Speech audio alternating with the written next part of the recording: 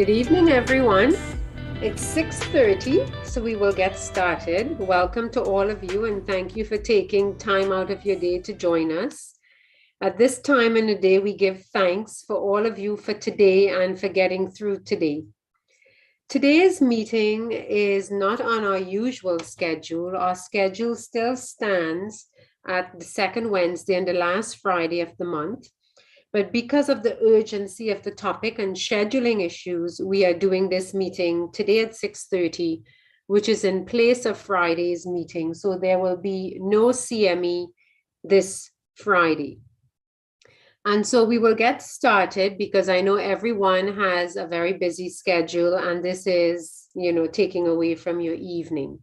So joining us today is Dr. Felicia Greenslade. Dr. Felicia Greenslade, or Dr. Felicia Balfour-Greenslade, is the lead of the National Surveillance Unit.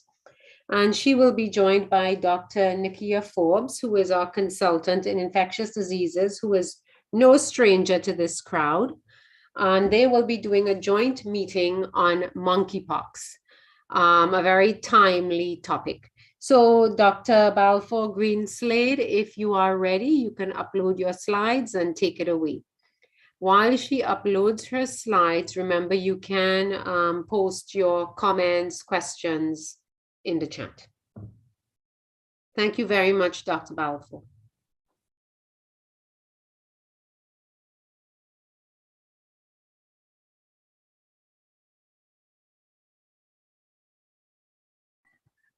And good evening to all of you. And thank you once again for taking the time to join this particular presentation.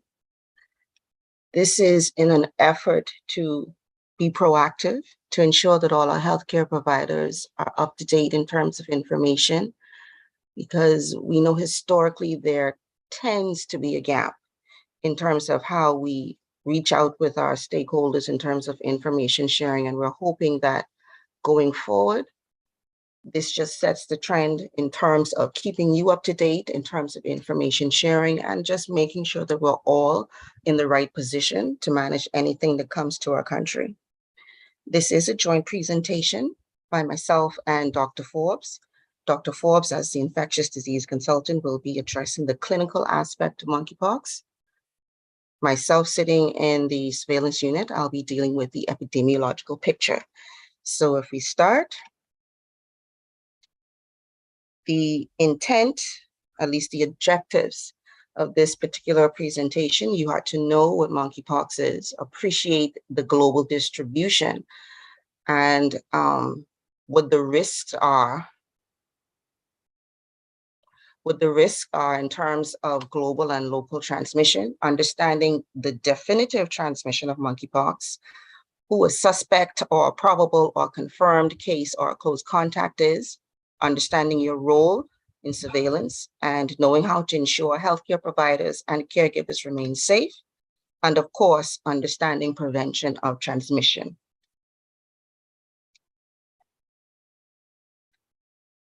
So what is monkeypox? It's an orthopox virus, similar to smallpox. It's actually of the same family, Poxviridae. It's a double-stranded DNA virus, and as stated before, similar to smallpox and also to cowpox and vaccinia. Vaccinia is what we use now as our source for our modern smallpox virus, because as you know, that the first formulation, they discontinued that, I think, in the 80s. So any smallpox virus that is available today is actually from the vaccinia.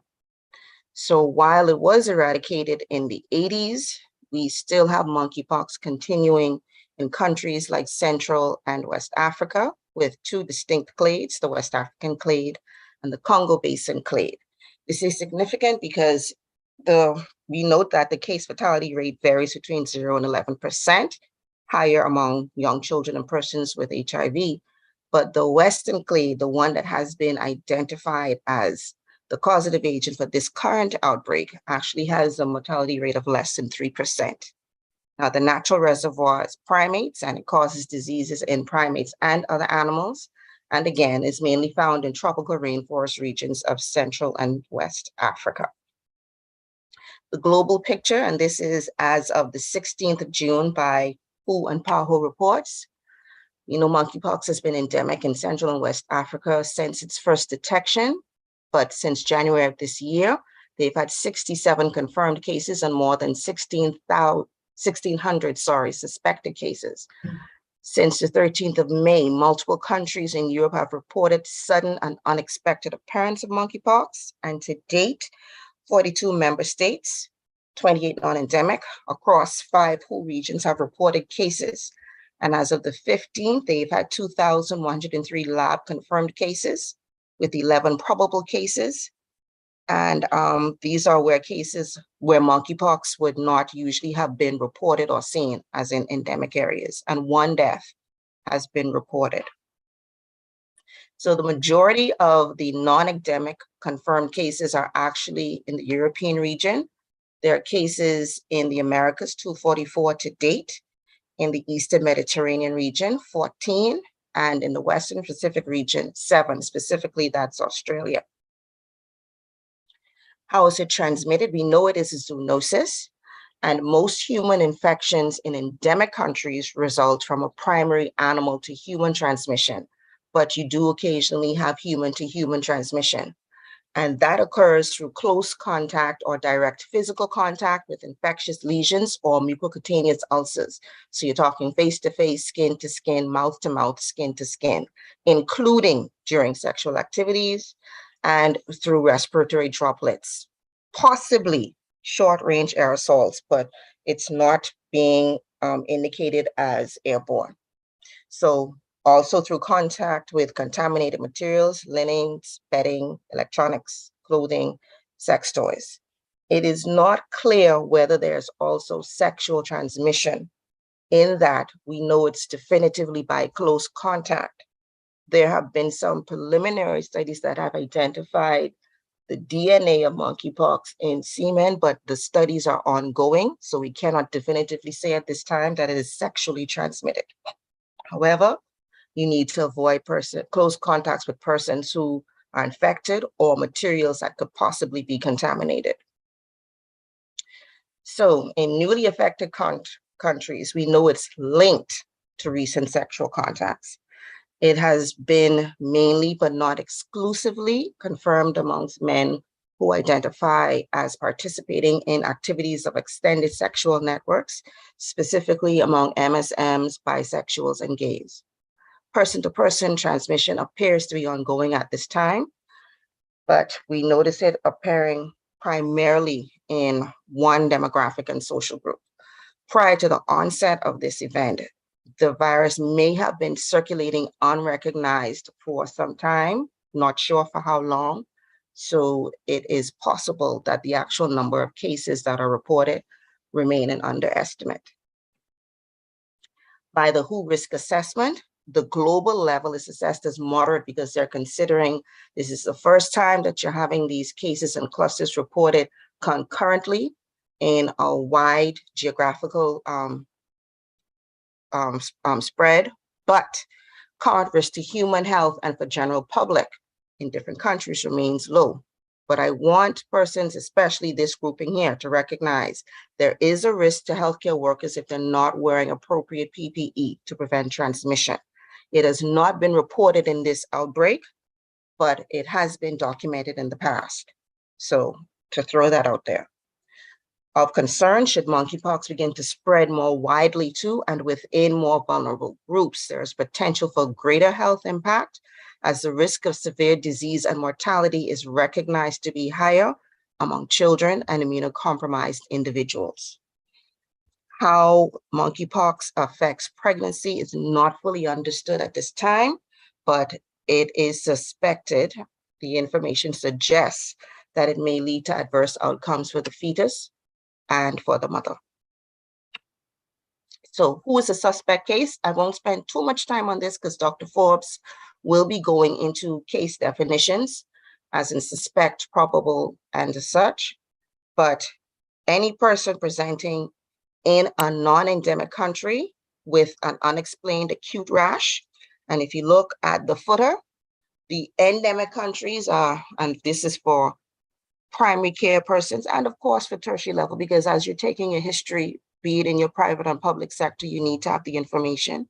But Benin, Cameroon, Central Africa, DR of Congo, Gabon, Ghana, Ivory Coast, Liberia, Nigeria, Republic of Congo, Sierra Leone, and South Sudan, those are the endemic countries. So any other country, if someone is presenting with these symptoms, they're listed as a suspect. So from the 15th of March of this year, they have headache, acute onset of fever, myalgia, back pain, asthenia, or lymphadenopathy. Now, you have to rule out certain other illnesses before you can say you're entertaining truly monkeypox. The listing of those other illnesses are there because you have to be able to explain the acute rash. And if none of these can actually do that for you, then of course, you know, your differential of monkeypox must be entertained. A probable case, you meet the case definition for a suspected case, but you have an epi link to somebody who was either a probable or confirmed case of monkeypox within 21 days before their symptom onset. So that's a face-to-face exposure, including any healthcare provider who didn't have on respiratory protection, direct skin-to-skin contact or contact with the lesions, including sexual contact, contact with contaminated materials, clothing, bedding materials. You need to have that travel history to a monkeypox endemic country within 21 days before the symptom onset. There's also a case of if there's multiple sexual partners within the 21 days before symptom onset, or the person is actually hospitalized due to the illness. And of course, you're confirmed when you have the monkeypox virus detected either by PCR or sequencing. A close contact is a person who, in the beginning, with the onset of the source case's first symptoms and ending when the scabs are falling off, would have had one or more of the following exposures with a probable or confirmed case. So that's either face-to-face exposure, including healthcare workers who don't wear appropriate PPE, direct physical contact, again, health workers without PPE are included in that, and this would also include sexual contact, contact with contaminated materials. Again, I'm highlighting healthcare workers without appropriate PPE to bring home the point that at all times, you should be properly garbed. And Dr. Forbes, again, will go into the detail as the minimum requirements you should have in place as you're dealing with clients. So, surveillance role in all this. The key objectives of surveillance and case investigation are simply to rapidly identify cases and clusters to provide optimal care, to isolate cases to prevent further transmission, identify and manage contacts, including the quarantine of close contacts who develop symptoms, protecting frontline workers, and tailoring effective control and prevention measures. I want to go back to this whole point here about quarantine of close contacts. You will see that it's not absolutely necessary for every contact to quarantine, but they must be monitored for employee health if this ever becomes an issue. There is monitoring of close contacts, but they're only actually put into any sort of isolation quarantine when they develop symptoms. But immediate action should focus on informing those who may be most at risk for infection with accurate information, the stopping of further spread, and of course, protecting frontline workers, which includes yourselves. So anyone who's suspected should be offered testing. And we're trying to build capacity in country with assistance from PAHO. The training has already occurred. To my understanding, the reagents for the testing is in place. They're just waiting for primers and an enzyme. So hopefully by next week, we should have our in-country testing up and running. And as soon as a suspected case is identified, contact identification and contact tracing is to be initiated. And contacts are monitored for at least daily for at least 21 days for the development of any signs or symptoms. And we're counting 21 days from the last contact of your suspect or your confirmed case and their contaminated materials during their infectious period. Again, quarantine or exclusion from work are not necessary during the contact tracing period as long as no symptoms develop.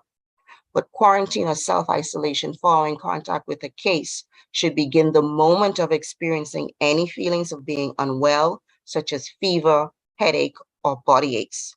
And such persons should seek health care immediately. For the healthcare providers, for the persons who are isolating at home, for the visitor who may be at an Airbnb or a hotel, wherever, they can safely isolate in their room. And again, speaking to international visitors at their hotel, once the following is in place. There's a drop-off service for food and beverage using disposable plates and cutlery.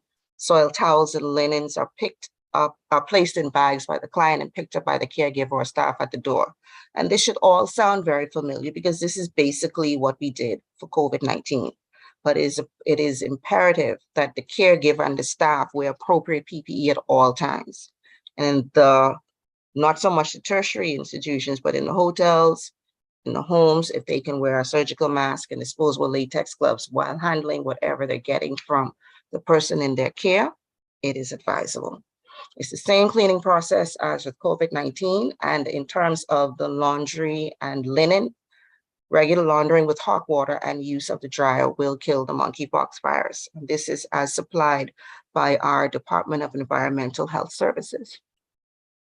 So again, for prevention, you avoid sexual contact with someone with a localized anogenital rash and limiting the number of sex partners, avoiding close contact with someone who has symptoms consistent with possible monkeypox infection, keeping your hands clean with water and soap or alcohol-based gels, again, more than 60% alcohol, maintaining respiratory etiquette, appropriate mask wearing, and again, back to the etiquette covering of coughs and sneezes appropriately. So if someone is suspected or confirmed as having monkeypox, they should isolate, avoid skin-to-skin and face-to-face contact with others, and abstain from sex, including oral, until the scabs have fallen off. While we're not saying you can't have large gatherings, but you must realize they do pose a conducive environment for the transmission of the virus if they entail close, prolonged, and frequent interactions among persons, because that in turn exposes attendees to contact with lesions, bodily fluids, respiratory droplets, and contaminated materials. Any individual feeling unwell, including having a fever with rash-like illness or being considered a suspected or confirmed case by the health authority, should avoid undertaking any travel, including international, until declared as no longer constituting a public health risk. So any individual who has developed a rash-like illness during travel or upon return should immediately report to a healthcare professional. Provide all that information about recent travel, sexual history, and smallpox immunization history. Because as most of you would be aware, I think most persons over 45 in the Bahamas may have received smallpox vaccine. There is about 85% protection against monkeypox conveyed by that particular vaccine, although you have to be mindful that protection may have waned with time. But individuals who have been identified as contacts of cases are subject to health monitoring, should avoid undertaking any travel, and including international, until completing their health monitoring period. So even though I have questions here, I'm going to stop sharing, and Dr. Forbes will present the even more pertinent issue for you, the clinical aspect of monkeypox and what you should be looking for and what you should be aware of. Thank you, Dr. Balfour-Greenslade. And please remember, you can place your questions in the chat. Okay, I see Dr. Forbes is here with us. So Dr. Forbes, you can upload your slides and take it away. Thank you.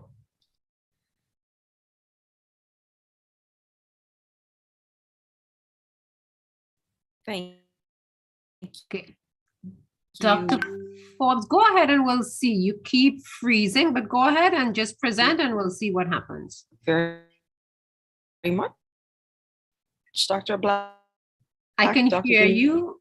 But hearing me okay?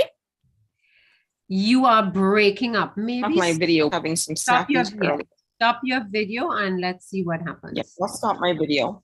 Okay, let's try that.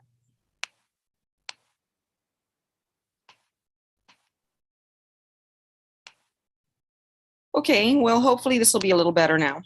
It's much better. Go ahead. Thank you. Okay. Wonderful. Are you seeing slides now? Yes, we are seeing Okay, it. perfect. Well, good evening, everyone, and thank you to Dr. Greenslade for laying out for us the epidemiological picture of this most recent outbreak of monkeypox, the May 2022 outbreak of monkeypox. And this evening, I will just give you an overview and I will tell you what's new. There have been monkeypox outbreaks before. We'll talk a little bit about the virology, but really we want to focus on how persons will present clinically.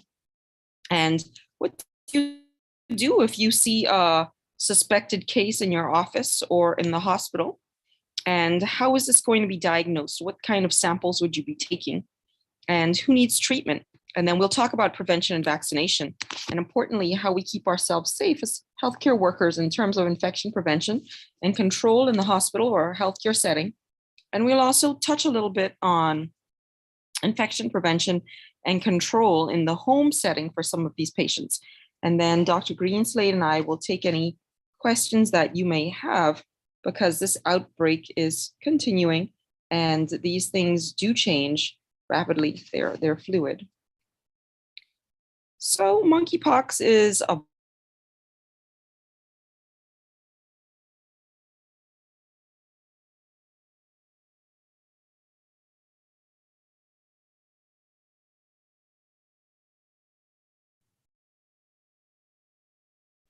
Dr. Forbes, we lost you there a little bit. We're not virus. hearing It's an you. orthopox virus. Am I breaking up still? Okay, now we hear you. Okay, I'm going to try and move a little closer to my internet source, but I'll keep talking. So what I was saying is that this virus is definitely not new. It's been around for years, more than decades, I would say. However, this was really thought to be a zoonosis. It was really thought to be transmitted from animals to people until this most current outbreak in May of 2022. What's the big deal with this virus? It is very similar to smallpox in terms of its presentation. Say that this rash that progresses from macules to pustules can be scarring. And the great thing is it's less severe than smallpox in its clinical presentation, but also in its mortality. And we heard that there were two strains or clades. One had a mortality of around 10% on average. That's the central clade, but the West African clade has a mortality much lower of 1%. But as you can imagine, these lesions are painful, they're itchy, and they cause scarring. And so there is a concern that this agent could have been misused and involved in bioterrorism. And so it is of clinical importance. Now, it is believed that monkeypox has infected humans for thousands of years in Africa. It is endemic in Africa. And it is called monkeypox because small primates are what is generally maybe it's an intermediate host, but when these animals are handled, like prairie dogs and small primates, by hunters, it can be spread to people, and there can be person-to-person spread. But it is believed that monkeypox has infected humans for thousands of years in sub-Saharan Africa. Now, while smallpox was eradicated in the 1980s, monkeypox continued to occur in Central and West Africa. And it is something that is seen there. Now, there have been other outbreaks in non-endemic countries. In Africa, first as an endemic country, there was a small cluster of person-to-person spread, about 100 persons, that was suggested to be person-to-person spread. In the United States in 2003, there was also an outbreak. There were not very many people involved, less than 100 persons.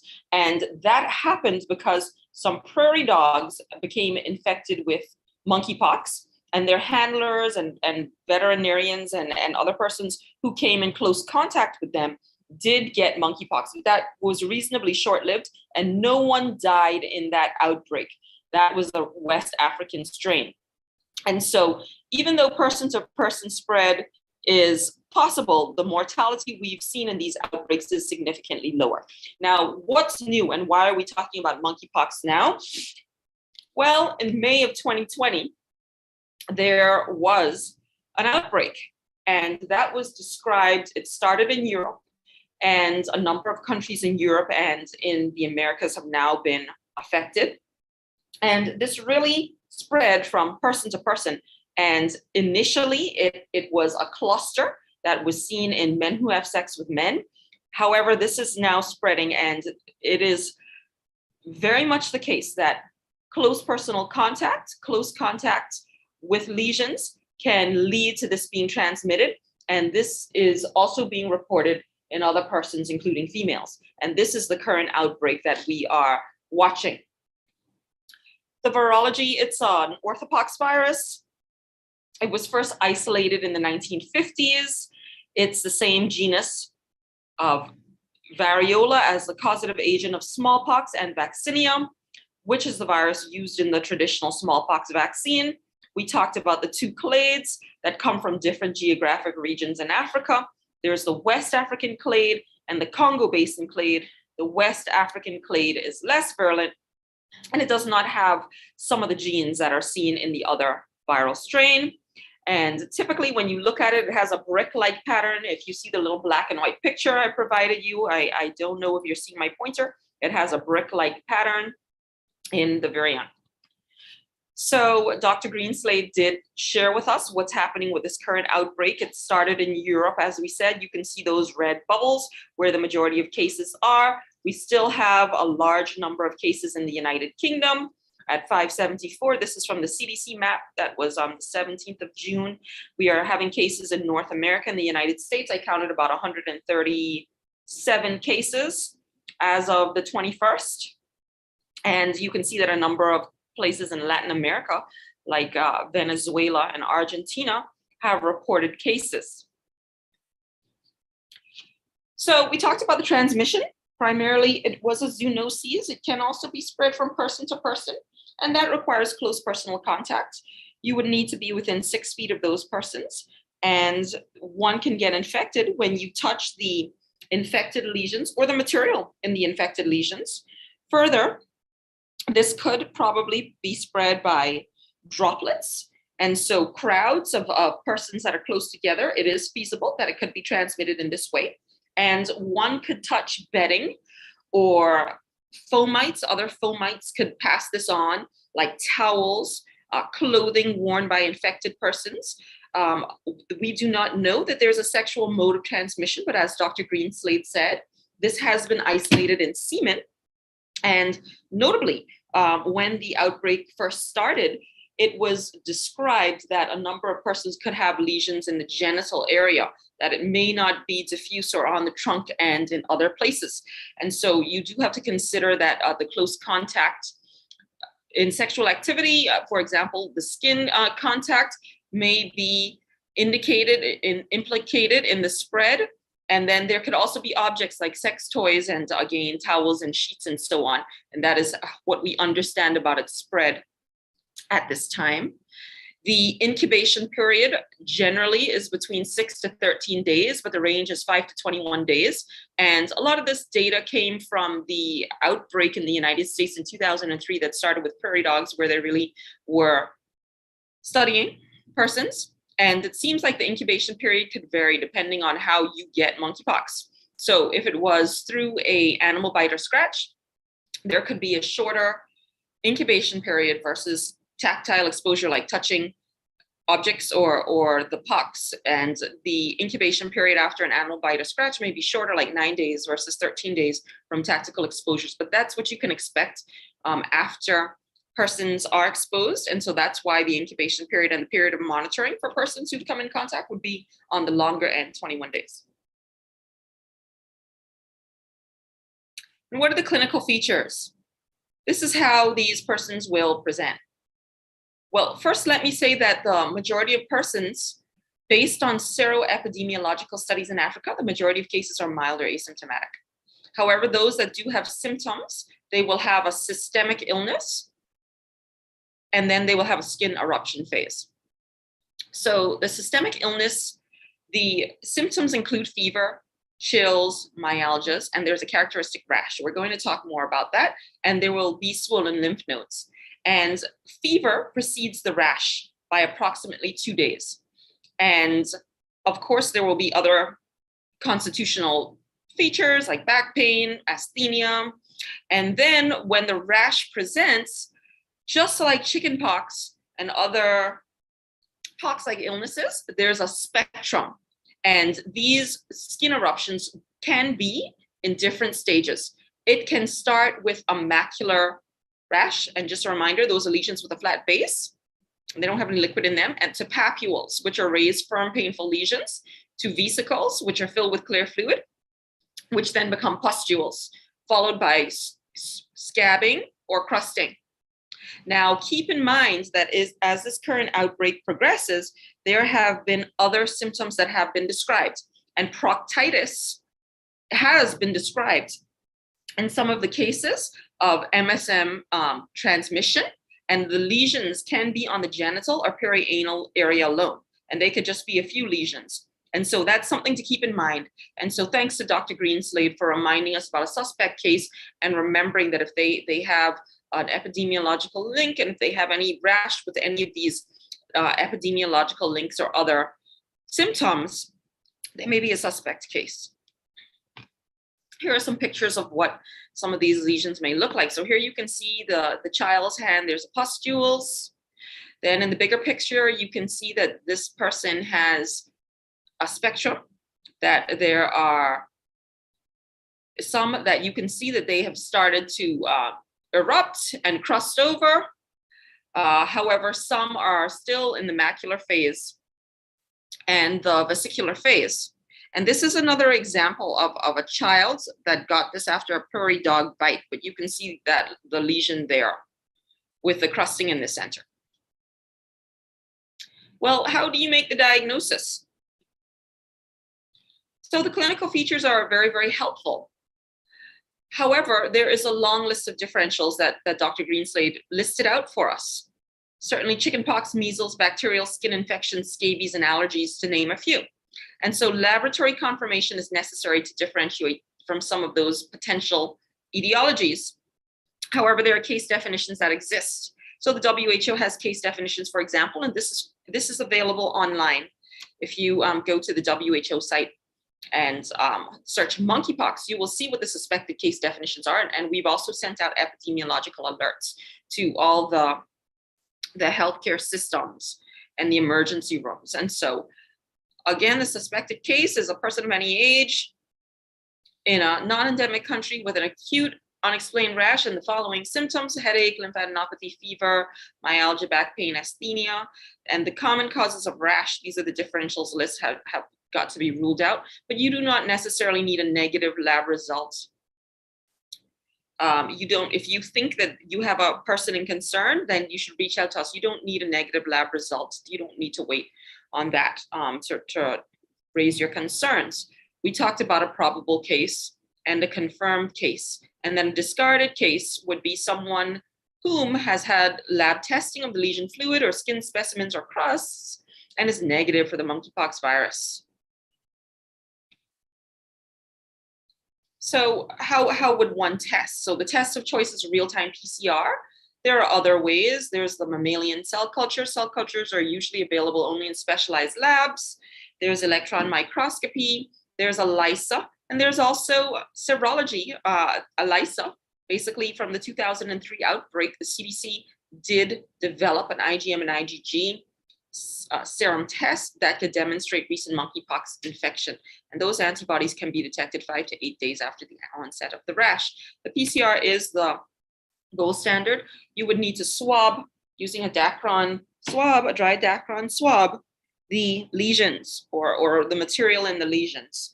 And we are working on in-country capacity to be able to diagnose monkeypox.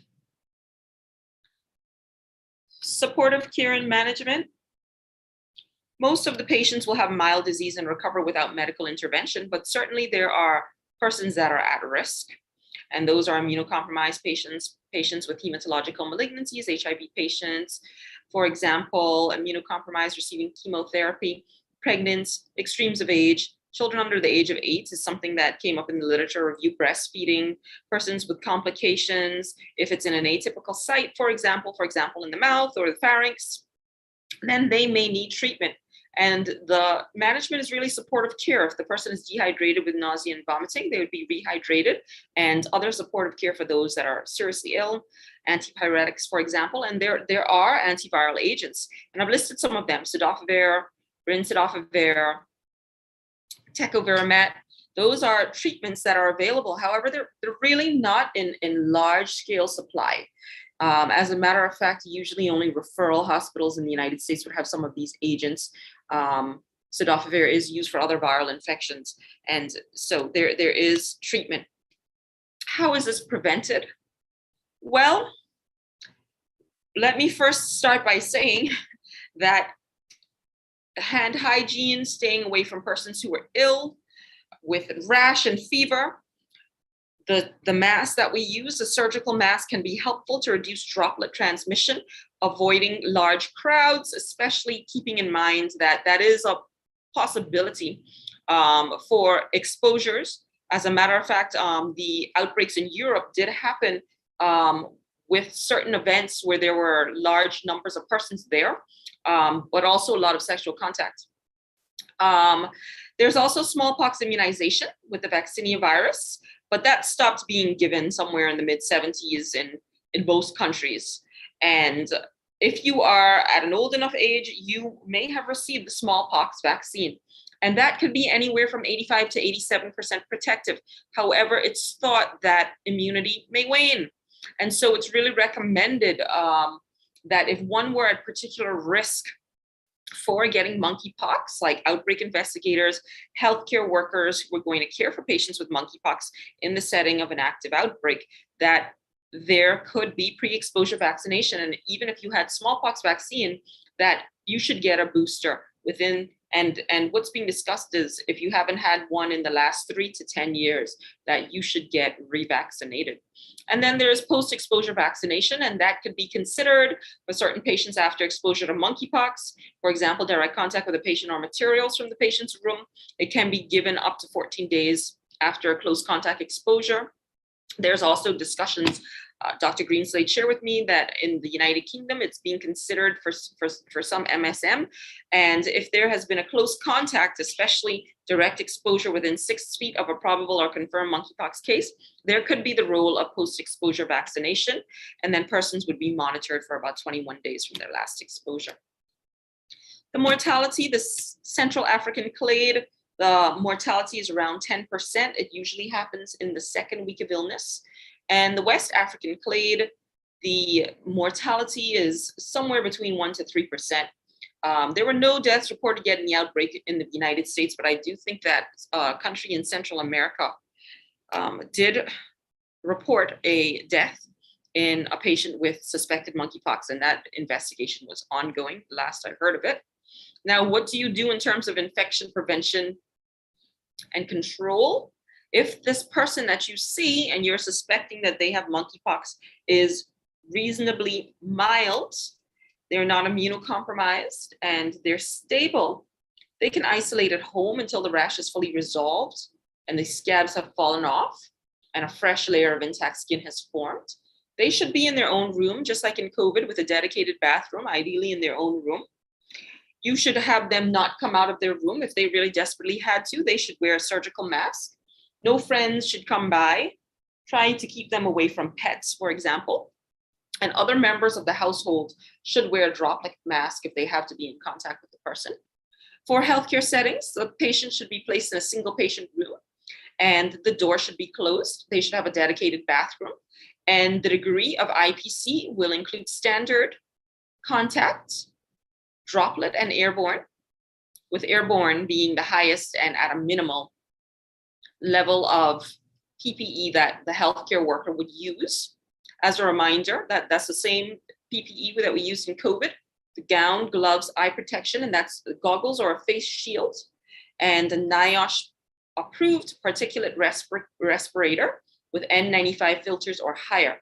Now, lab persons who are handling these specimens, it's really recommended if they could be persons who are vaccinated, but if that is not possible, they should also use this degree of personal protective equipment, especially protecting their mucosal membranes, their eyes, and there should be a chin and temple guard.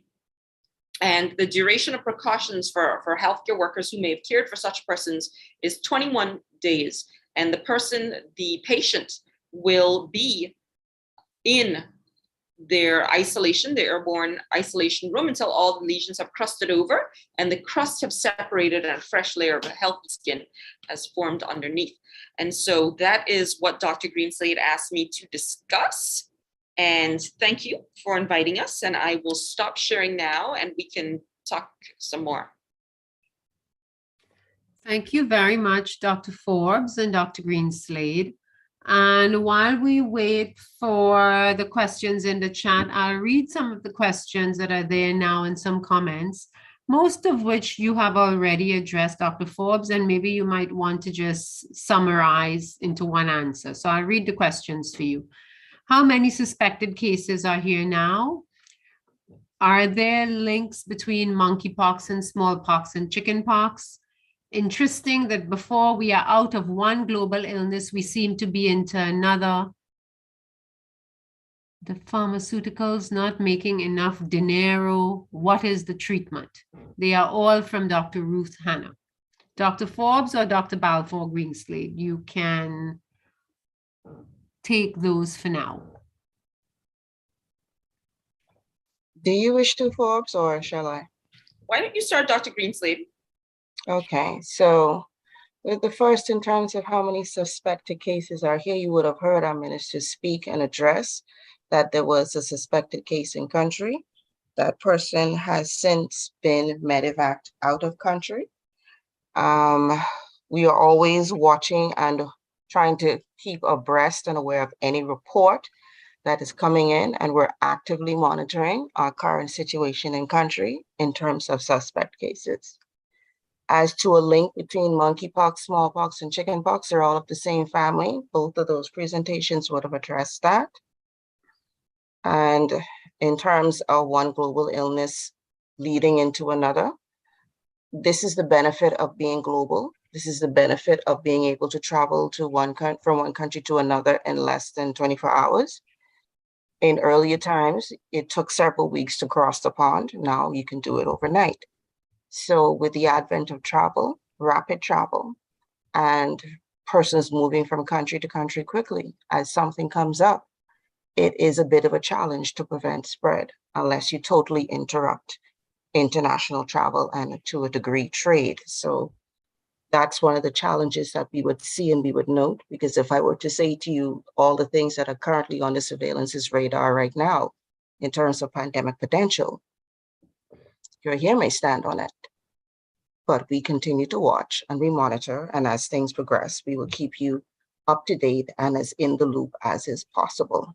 In terms of treatment or cure, I think Dr. Forbes went into great detail in terms of what's available for monkeypox, in terms of how vaccination could be used pre-exposure, post-exposure, in terms of treatment, but something that is not readily available in our current setting. And I think for the crest, it depends on the individual, but we know the rash can be present from anywhere from 2 to 4 weeks. And that's where we are right now. I don't know if there's any other question as yet. Okay, yes. Or if you want to contribute, Dr. Forbes, it's up to you. There were some audio issues. So even though Dr. Forbes would have addressed some of it, I think maybe Dr. Hanna didn't hear everything. Yes, Dr. Hanna, we recognize that. So my apologies. Go ahead, Dr. Forbes. Okay, thank you. So as we live in a very global village, it is That's really the thing that causes public health and infectious diseases to spread so rapidly. And it's happened so many times before. So we saw this happen with COVID and Ebola. There was some spread, Zika and chikungunya, and there are going to be others.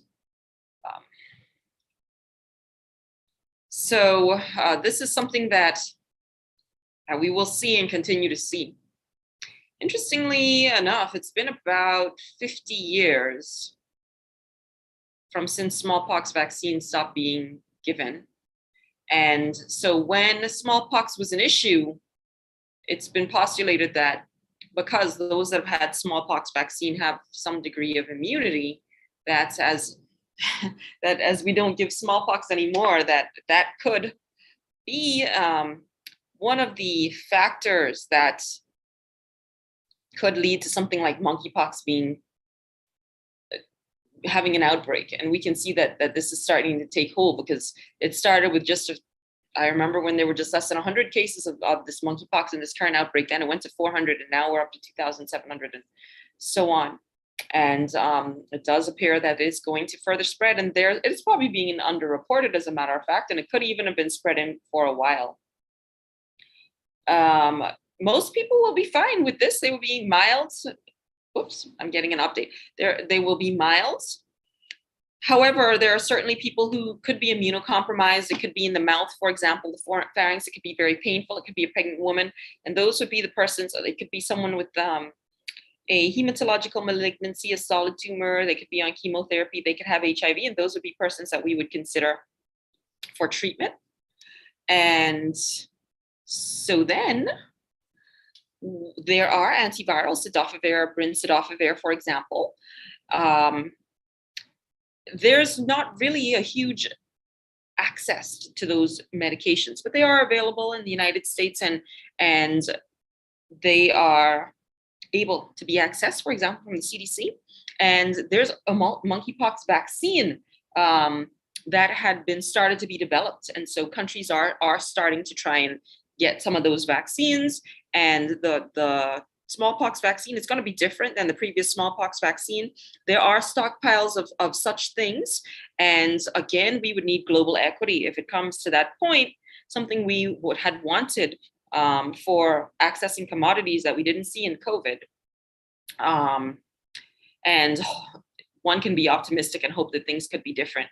And then we do have to remember global equity, because remember, this has been spreading in Africa for years, decades longer. And the importance to note that Africa too needs access to commodities. Let's see.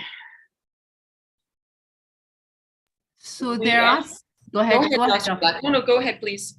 I was going to read the rest of the questions for you. Are you ready for them, or you want to finish off what you were saying? Oh, no, yes, please. Okay, so great presentation. And we have from Dr. Merciana Moxie. Will we have the CDC serological test in country along with the molecular PCR? Good day again. At my last conversation with the reference lab, as you all know, we have PCR capacity in country, but we were just waiting for reagents and primers. And we should have that system up and running by next week. That's the report I received from the lab. In terms of serology, as in you're looking into sequencing, that's what you're asking about? Because we will have the PCR testing in country, but in terms of sequencing, that's not a capacity that we have at this time. And even though we're looking toward having some sort of sequencing capacity for influenza viruses, I don't know if monkeypox is on the drawing board just yet in terms of sequencing. So that's the only update, the only answer I can give to that question right now in terms of the lab and the testing. Okay, thank you. And our next question is, if quarantine is 21 days, what are implications for healthcare systems if a provider is exposed? Me or you, Dr. Forbes? I'll take that one. And so if we do have a case of monkeypox, it is recommended at this time by the CDC that the healthcare worker who cares for that person should be monitored daily for symptoms. They would not have to go in quarantine, but they would have to be monitored for symptoms for at least 21 days. Okay, thank you very much. I'm not too sure if either speaker can answer this question, but I'll read it and we'll see. How are our hospital and staff preparing for an outbreak? Yeah, that's a great question. And we always have to keep at the forefront of our minds infection prevention and control. So this is one of those syndromes where the person would have rash and fever, right? Like, for example, like meningococcal meningitis, where you would have to utilize airborne personal protective equipment. And COVID, we also have to use airborne personal protective equipment as well as droplet standard and contact. And so we certainly have had quite a lot of practice with COVID-19. The person would need the same IPC. So they would need to go in an airborne isolation room if they presented when they're triage fever and rash. A healthcare worker would have to use that appropriate IPC precaution. They would need the airborne isolation rooms. We have several. Some of the, for example, the legacy special pathogens unit, where there are 4 rooms that are airborne isolation that can house up to 8 patients. Well, this patient would have to be in a room by themselves. Those are airborne isolation rooms. So they would need to be housed there while if they required in-hospital admission. And we keep that in mind. And again, this is very fluid up to, I would say, up to a few weeks ago. And perhaps still it's considered to be low risk generally to the general public. And the general public is asked to take special precautions. However, we do know that, again, we are in a global village, people travel, persons come to us, and we do need to keep this in the forefront of our minds as we do our day-to-day work. So please, fever, rash, just keep in mind the epidemiological links and the suspected case definitions. Dr. Greenslade has sent out the epi alerts, and maybe we could have that again as part of this meeting.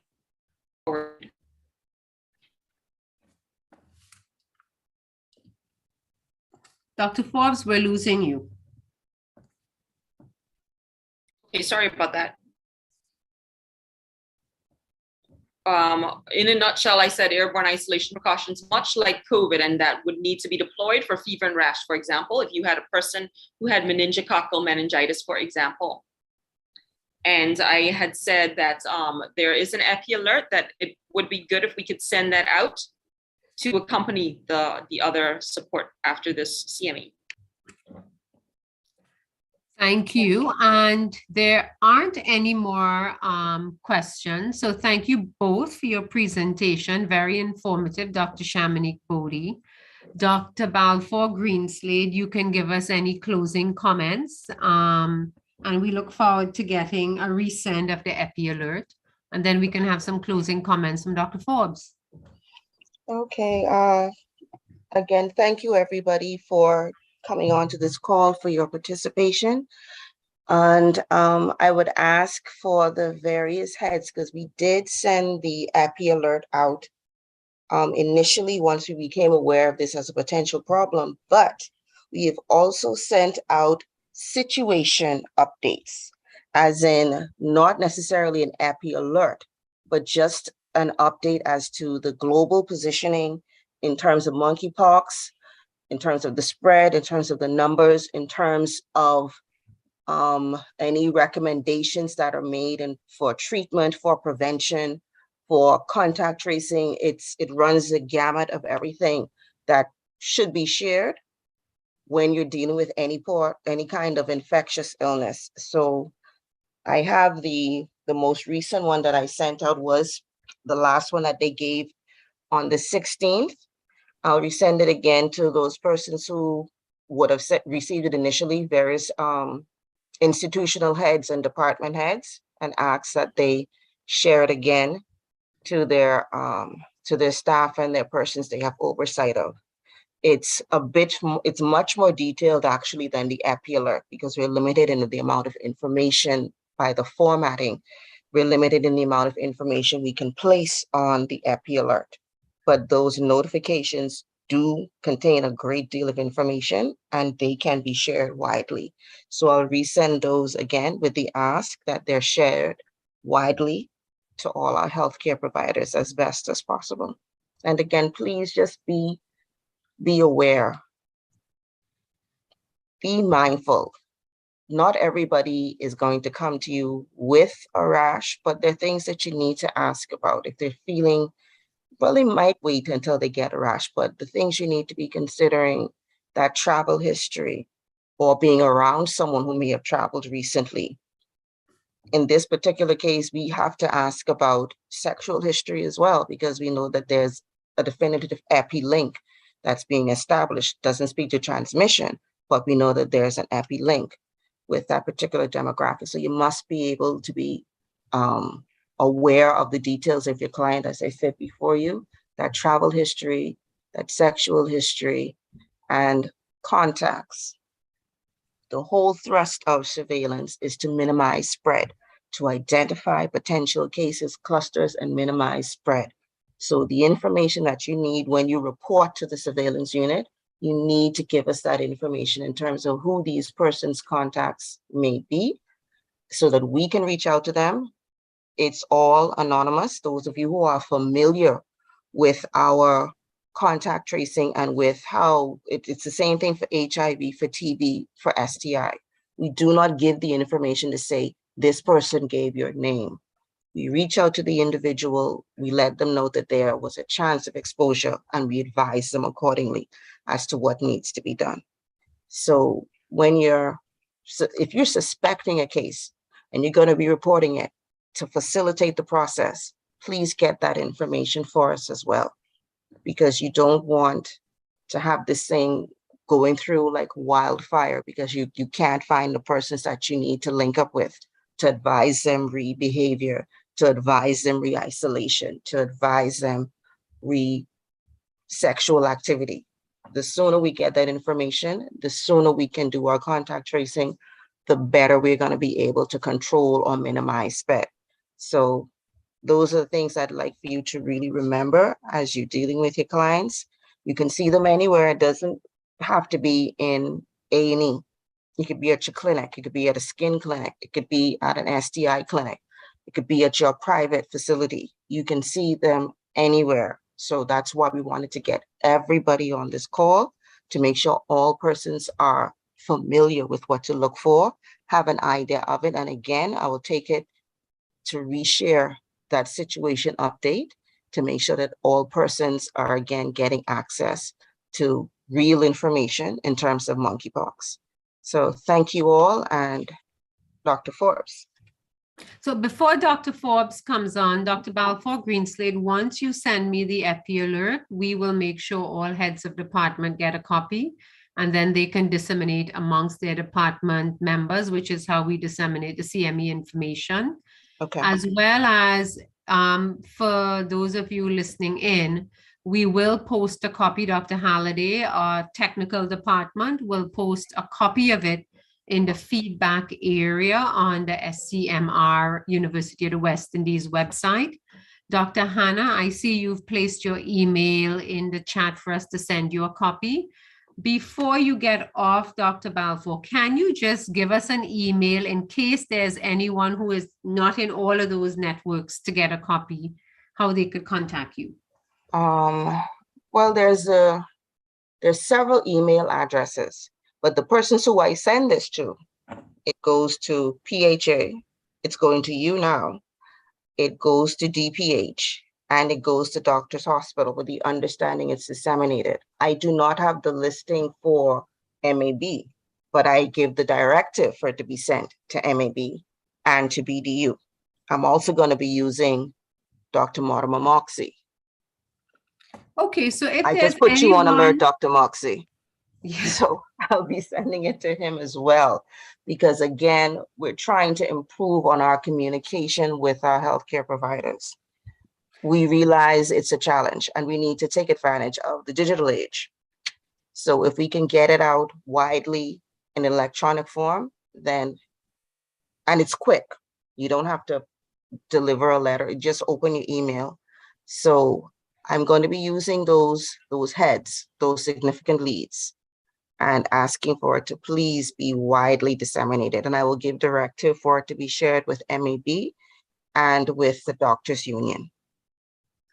okay, so if anyone doesn't get it, you could just contact me and I will make sure a copy is sent to you. And No again, problem. it will be on the University of the West Indies website. Yes. Dr. Forbes. Thank you all. Just to keep in mind that this current outbreak is ongoing and information may change. And the reputable sources for information on the outbreak are the World Health Organization, and the CDC also has an updated site that contains epi information and the situational report for the United States and globally. And that is two good sites that one can go to keep current with what is happening with the current outbreak.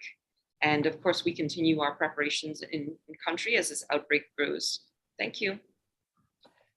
Well, thank you very much to our speakers, Dr. Forbes and Dr. Balfour-Greenslade. Thank you for the information and the guidance and the ongoing support should we need it as this new spread of monkeypox unfolds.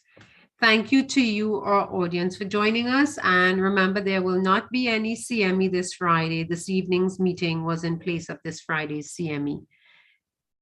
Everyone be safe and have a good afternoon. Dr. Moxie, I see you just asked, what is the role of PAHO at this time?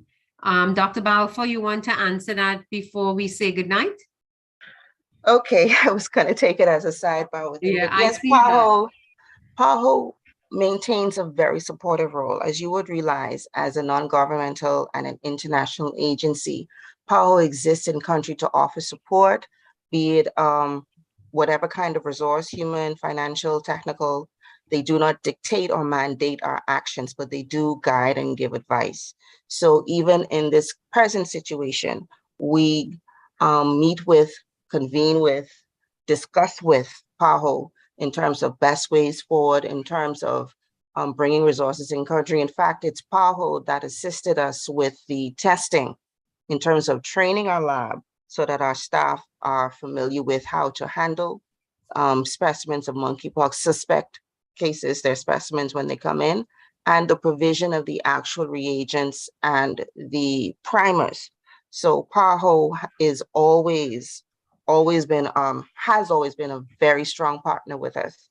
So that is their primary role. They always support. They have always been very supportive. Well, thank you again, Dr. Balfour-Greenslade, and thank you to your audience. And remember, if you would like to see this presentation again, it is available on the University of the West Indies website as it has been recorded. And please remember to do your feedback. The enrollment key is Life Learner, and the feedback link has been placed in the chat and also in the meeting link that was sent to you. So everyone have a good evening and thank you for being such an attentive audience. Take care and good evening.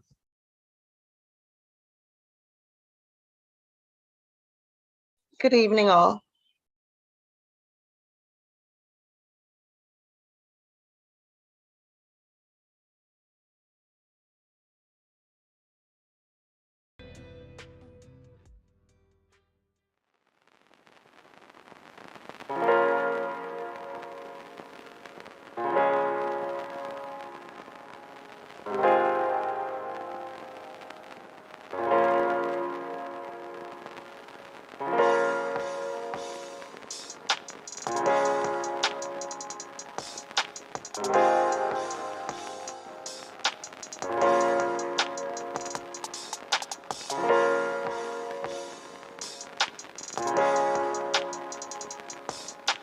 you.